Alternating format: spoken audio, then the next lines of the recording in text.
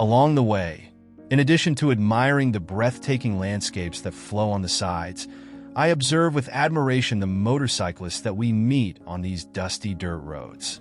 Their journey is a dance of dust and freedom that intertwines with ours.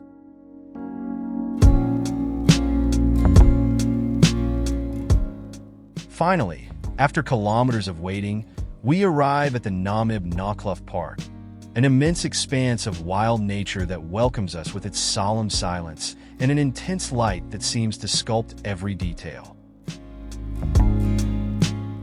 Once past the entrance, we quickly head to the point where our truck leaves us to take one of the last shuttle jeeps to Deadvlei.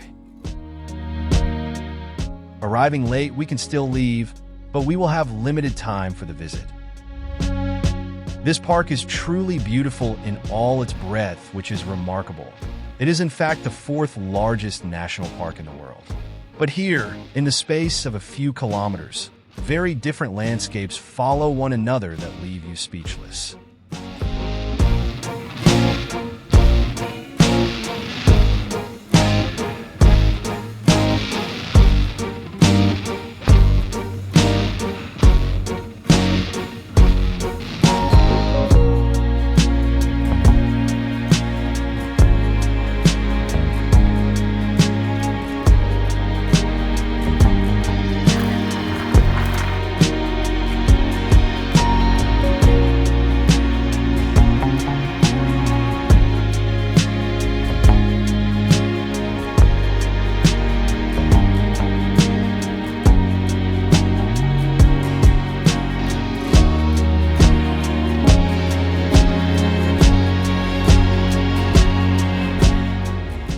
Walking through the clay depression of Deadvlei, the landscape transforms into a surreal scene.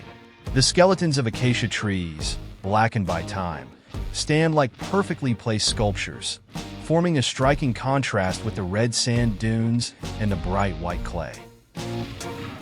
It is like being in an open-air natural museum, where every tree seems to tell ancient stories, suspended in the silence of the desert. These dark and gnarled shapes become emblems of the fragility and resilience of life itself, motionless witnesses of an era in which water still flowed here.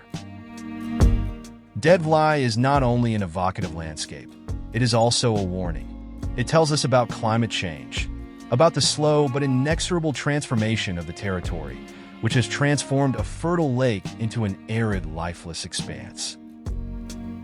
In this extreme scenario, nature leaves us a clear and profound message, inviting us to reflect on our natural history and how much it depends on the delicate balances we sustain.